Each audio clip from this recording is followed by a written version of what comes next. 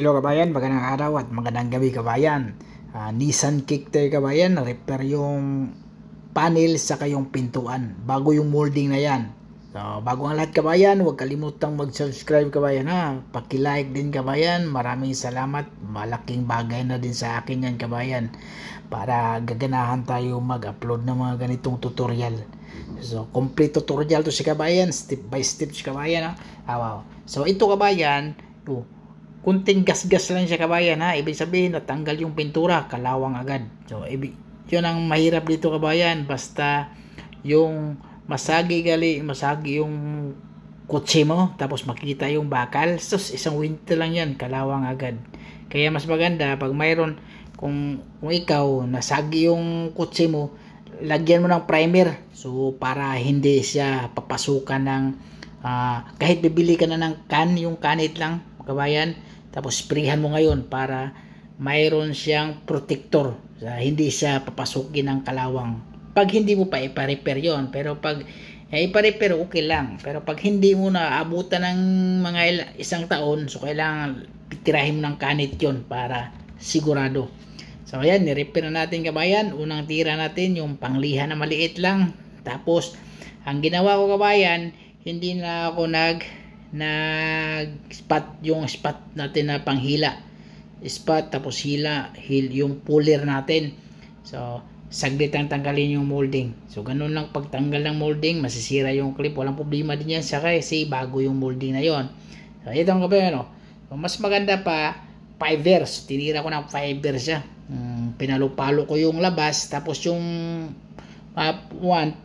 tungan ko na ng fiber, kasi pag magamit pa tayo ng panghila, yung panghila kabayan, ganon din kabayan, kasi sa labas lang yun, yung mayroon kasing yung masusunog talaga yun siya kabayan, masusunog sa loob. So mas maganda pag sa loob lilihain mo konti, lagyan mo ng primer. Pero kadalasan pag mag-repair, siyempre mag-repair, siyempre hindi naman pwede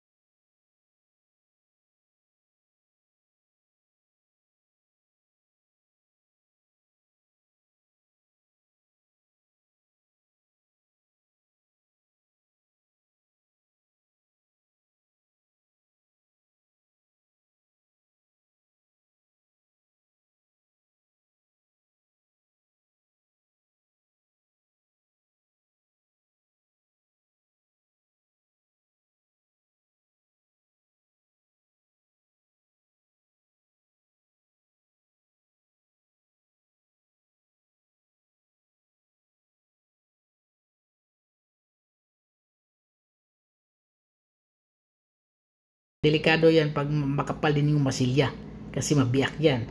Hindi katulad sa panel, yung panel kasi hindi gumagalaw yung panel. Pag lagay tayo ng fiber dyan sa masilya, medyo makapal-kapal ng masilya, pag medyo sa nahirapan dyan, masilya mo lang, so okay lang yun, kasi yung panel naman hindi naman gumagalaw yan. Pero pag mga pintuan laging bukas, sarado, gumagalaw yan, so may tendency na mabiyak yung body filler. Pero hindi pa ako nakakita na nabiyak lang kabayan pag mabangga. Mayroong pag mabangga yung kwan, tapos nisilihan dati, so mabiyak yon. Yan kabayan, saan na tayo kabayan? So gumawa na tayo ng body line na yung ginawa natin ha. So dyan na tayo na gumawa ng body line sa paglihan na natin ng body filler. Hindi yung pagpatong tayo ng mga body filler tapos gawa tayo ng tip, hindi. Pag magliha na, katulad yan, tapos na yung taas na yon. So ibig sabihin yung taas na yun, secure na yun siya kabayan, na tapos na 320 yon. So baba na naman tayo, tapos na sa taas yan sa machine din na 320, okay na yon. So pang primer na talaga yun sa kuha kabayan, sa taas. So baba na naman tayo, 120 naman umano, tapos pagkatapos 180, tapos 320, tapos machine na 320. So pagkatapos nyan, okay na siya kabayan. So primer na tayo. Ganun na kasimple. Pero pag bigay mo ng primer, Kasi ito kabayan, ako yung nag-primer. Pagdating ng primer yan, check natin yung body line. So, titingnan natin. So, okay yan. Tapos, pagkatapos ng kabayan, mayroon naman tayong panghangin para matuyo kasi pahira natin yung pag mayroong mga maliit papasukin siya, yung ipahid lang yan, hindi siya pati, yung ipapahid lang siya. Yan, katulad ng kabayan, ako yung nag-primer na yan. Ang ginawa ko kabayan, liha ko muna ng Masina 500 sa may gilid, lahat ng gilid, tapos magtitape ako doon sa taas. So, di ba yung primer ang layo lang sa tape? So, normal lang yan para walang linya yung primer. So, ganun kabayan, ganyan ako mag-technique para mas hindi walang linya yung primer. Distansya talaga. Tapos yan so ako din nag-tape, liha ko pagkatapos, tapos tape na yan, tapos ready to painting na siya. Mas maganda kabayan, kailangan matuto ka din kahit latero ka, mas maganda matuto ka sa preparasyon kasi importante yan siya kabayan. Okay kabayan, huwag kalimutan mo